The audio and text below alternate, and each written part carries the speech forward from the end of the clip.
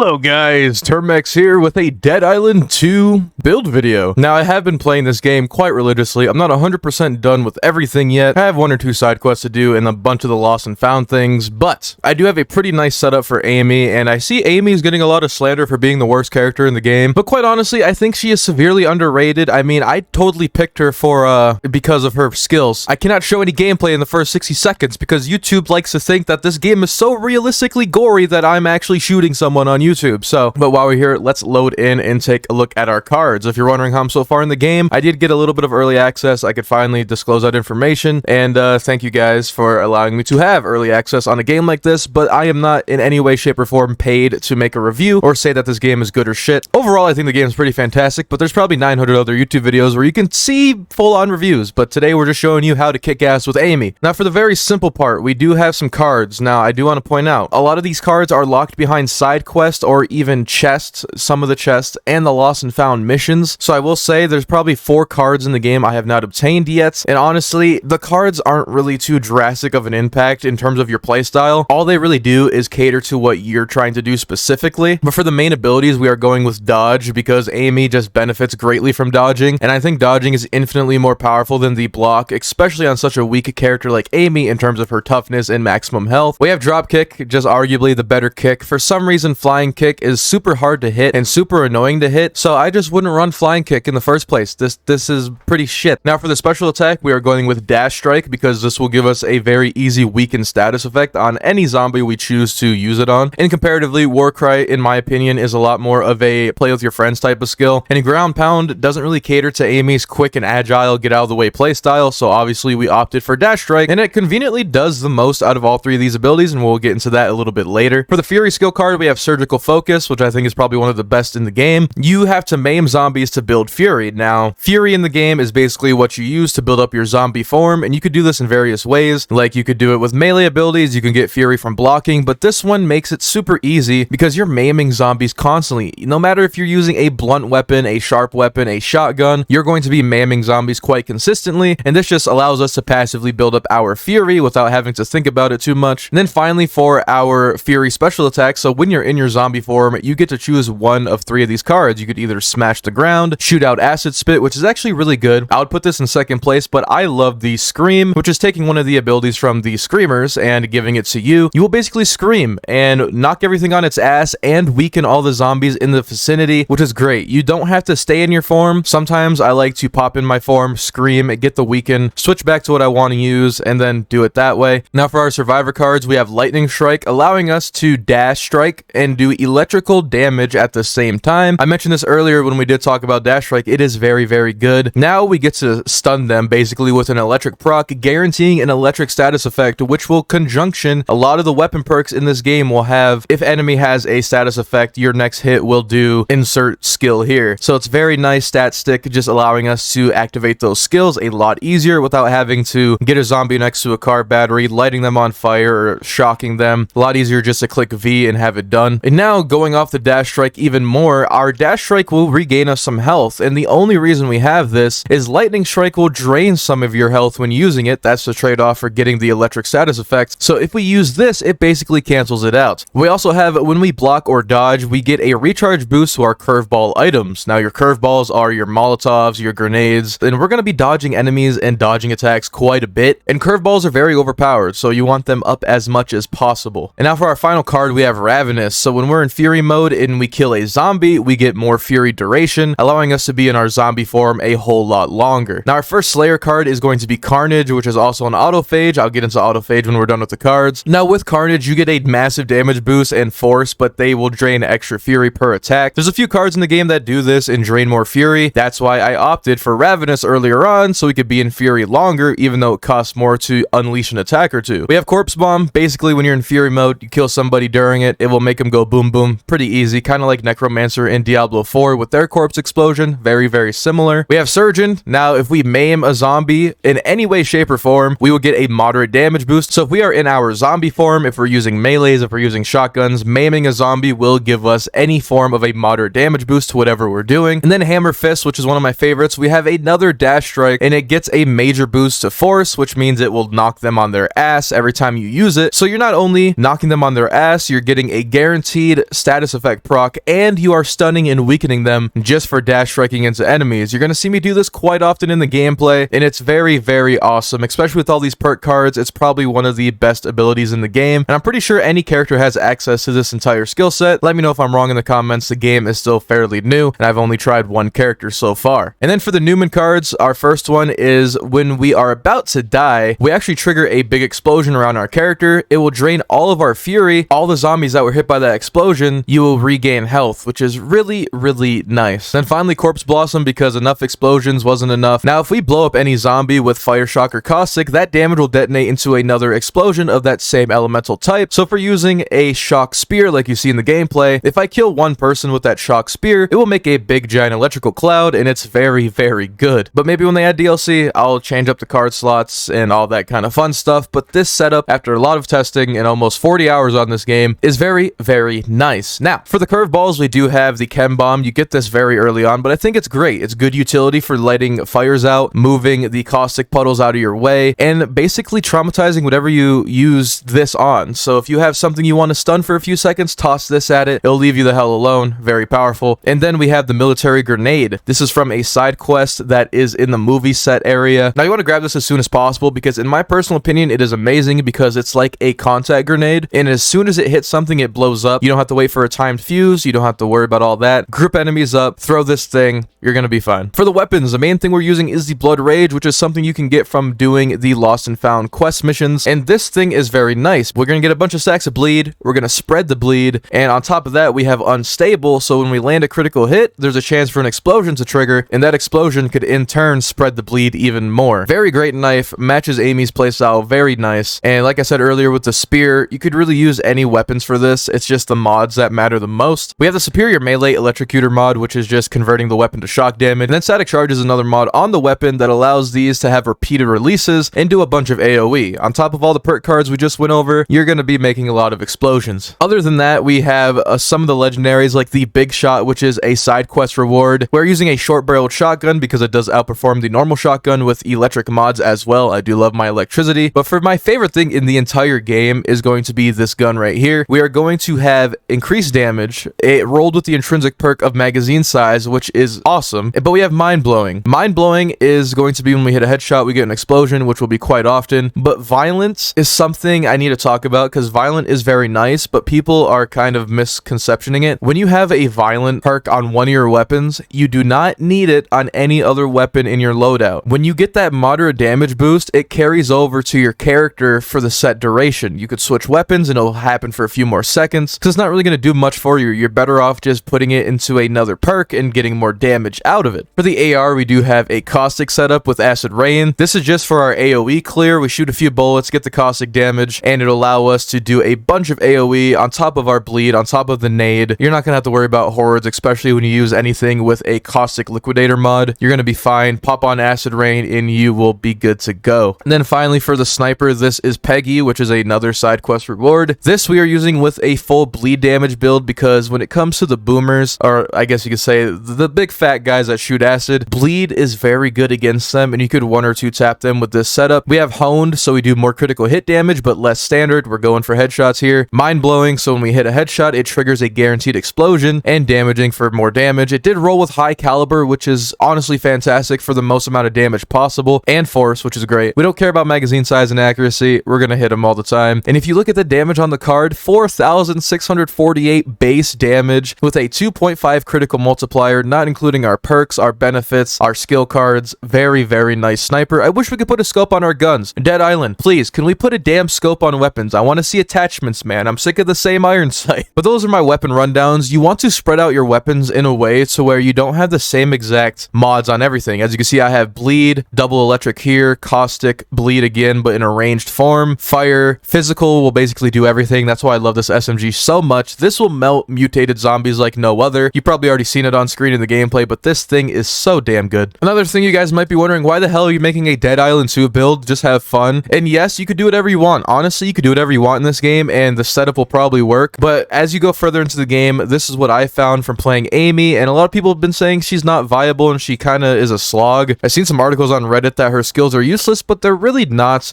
If you play in the way that you ignore the whole throwing aspect of things, ignore that perk even exists on her kit. If you look at her skill where she gains a minor damage boost to secluded zombies, clear out the entire room and save the strongest zombies for last, kill the ads first, and then target the strongest zombies with our dash strike and all the above, and you will notice that perk going into action. Now, just a little quick rundown. It works very well. So if we go out here and we go for a single targeted zombie, we're going to be hitting for a crap ton of damage, right? Same with the Swarmer. I'll show you guys a dash strike.